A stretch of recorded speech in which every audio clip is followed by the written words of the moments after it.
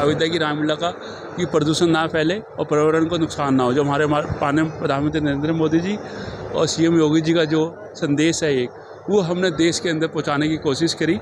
और हमने digital round है, हम ये दूसरा वर्ष है जो डिजिटल राउंड है हम लोग कर रहे हैं। इस पूरे रामलीला को अब तक लगभग कितने लोगों ने देखा? अभी तक ये करीबन 41 करोड़ से ज़्यादा पार हो चुकी है। अयोध्या की रामलीला 42 देशों में इसको दिखाया जा रहा है और दुनिया की विश्व की सबसे बड़ी रामलीला है और राम भक्तों के आशीर्वाद से ये संपन्न हो पाया। आप कितने स्क्रीन पे, कितना लंबा स्क्रीन पे रावण दहन?